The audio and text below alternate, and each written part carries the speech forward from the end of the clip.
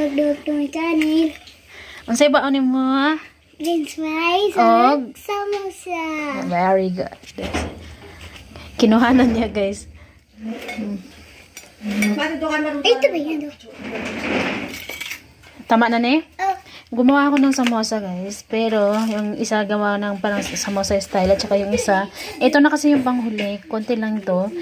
Kaya ginawa ko para siyang siopaw. Sana nga siopaw ito. Pero, ang laman ito sa loob niyan, guys, is patatas lang naman. Same din sila ng baon ni Ayman. Ito naman ay kay Arin ito. Sayang wala kaming ketchup. Masarap sana to kung may ketchup. Ito naman, dahil tapos, yung habang naggagatas sila kanina, yung pinangano nila sa gatas is ito at saka samosa din. So, hindi nakakain sa Arin. Siguro kay Arjun na ito mamaya. Dalawa to guys, ito ganito. Samosa at saka yan nasa loob. Nasa ano. Ayan. Tapos ito ba guys. So ito naman yung nagawa ko na marami-rami din yung nagawa ko guys na. May dalawang bilog pa na tinapay na natira pero wala na siyang patatas kaya hindi ko na itutuloy yung pagluto nun. Or itutuloy ko man siya, prito ko na lang din yung tinapay lang. So, ayan, ito naman mahaba to siya kanina. Yung kalahati nito kinain ko na, yung kalahati kumain din yung binang ko babae. Pero dahil nakita niya to, hindi niya to tinuloy kinain. Ginanon niya yun siya guys. Ayan. Kakapin na din yung binang kong babae. Yeah guys. So guys, share ko lang sa inyo no. Masakit talaga siya. Ayan dito banda. Dito banda. Which is may ano na ako dito guys, may tagyawat na ako. Pero natalsikan siya ng mantika. Grabe yung takot ko dahil kanina. Kasi nga ho, nagluto ako ng samosa kaninang umaga po, diba? Tapos may natira na kaunting harina lang. Siguro mga 2 bilog lang. So, hindi ko muna siya naluto kaagad. So, ngayon ko sana siya dapat lulutuin. Ginawa ko siya parang donut na maliliit lang. Sobrang kaliit-lit lang talaga. Ang nangyari guys, alam niyo ba? Pumutok siya guys. Pumutok yung yung ginawa ko na donut na maliit. Parang nag-crack ba? Hanggang parang sumabog talaga ng ganun ba? Kaya yung mantika talaga nagsitalsikan. Yun. Nagsitalsikan talaga. Puno talaga yung doon. Doon sa babaw. Ayan, tignan nyo. Grabe talaga. Tapos dito, naanuhan na ako dito. Tapos dito, siya mahapde. Mga damit ko na mantika. Natuyo na. Dito, ng damit ko. Putila lang. Hindi ko sure kung natamaan ba yung mata ko. Kasi medyo, sa kasayda to, medyo mahapde siya pag ipikit-pikit. So, hindi ko alam kung natamaan mo siya kasi, parang nabigla talaga ako kasi malapit ako. Nagluluto ako. Nandiyan lang ako sa kitchen nakatayo. Nang bigla na lang pumatok day. Pares na nangyari. Kasi ibang hari na kasi yung binigay sa akin nung bumili ako nung, guys, yung sahod natin. Ibang hari na yung green, yung sinabi ko na bibilin ko. So, yung binigay nila sa akin, yung red pala. Hi guys, magandang gabi. Ayan.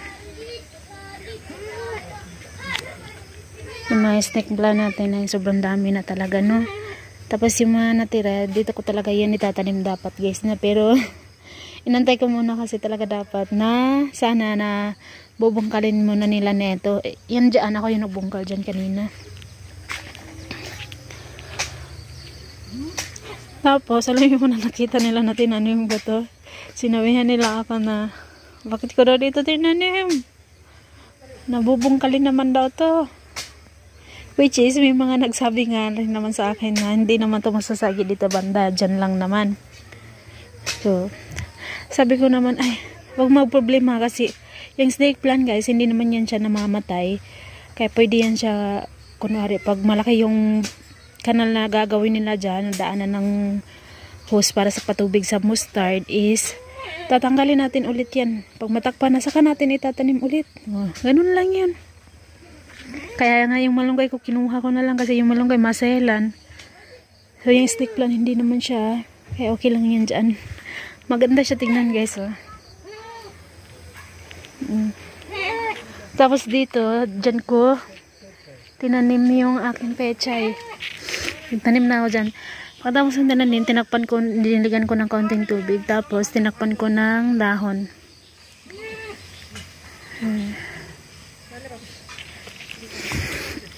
Ito yung tinanim ko, guys. Ayan. Masarap kasi ito pang sabaw-sabaw. Ayan. So, hindi pa rin talaga kami natapos. Ito, natuyo na siguro to. 3 days ko din itong sinampay, guys. No? Hindi ko na lang siya niligpit.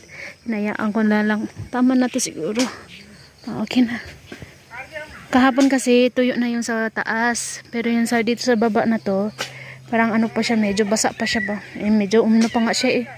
So, bukas ko na lang ito kukunin tanghali. Mas mabuti na yung matuyo masyado kaysa hindi yung natutuyo dahil ano guys, babaho siya kapag hindi matuyo masyado.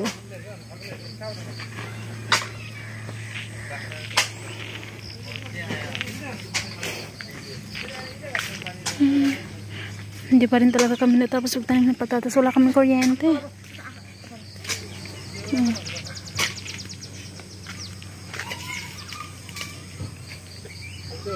Yung pantakip kanina, hindi talaga nagsakto. Hanggang dyan lang siya guys.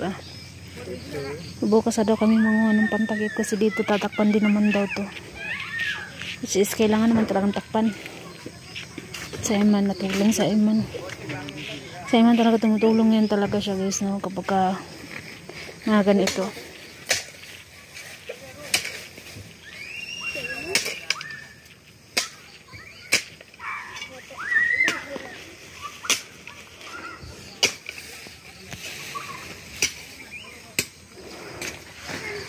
Yung nagbungkal sila nung daanan ng yung kanal guys, yung nagbungkal sila noon, hindi sumali yung mga binan ko at saka yung sina ante, yung asawa ni ante.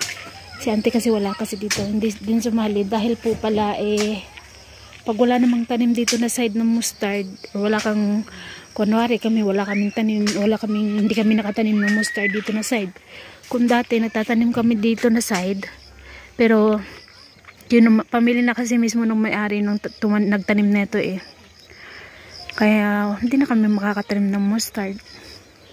So yun, kadalasan kasi nagbibigay dito ng magpapatanim is hati-hati sa may kuryente na, hati-hati sa maaani. Ikaw lahat yung magagagaso sa mga pangabuno or pangtraktor, pero pag maharvest yan, kailangan hati sa nagmamay-ari at mas marami yung dapat na ibigay mo sa may-ari. Kunwari sa'yo 3 sako, sa may-ari dapat bigyan mo siya ng 4 na sako. So ano, diba, tawag dito lugi babaga. Pero okay na rin din kaysa naman na hindi ka wala ka talagang maano, no. Pero yun nga, dahil pamilya na mismo na ng may-ari nang tatanim dyan, so hindi na kami makakatanim. Kaya nung nagbungkal dito yung mga ng mga taga-barangay namin dito, nagbungkal sila ng lupa ng daanan ng hose, hindi sumali yung mga biyanan ko dahil wala kaming mustard na itatanim. Ayan. So dito kailangan tatubungkalan dito. So guys, tinanin ko muna dyan muna yung gulay, yung pechay. Pagka medyo malaki-laki na siya, saka ko siya ililipat doon na side sa tinuro ko kaninang umaga. So guys, hanggang dito na lang muna. Bye-bye po everyone. God bless us all. Thank you for watching. Good night po everyone. Bye-bye. Ang pula ng langit. Sunset. Try natin tignan guys. Wala na pala. Akala ko makikita pa siya kasi pula, medyo pula pa yung langit pero wala na. Pasok na tayo sa loob guys.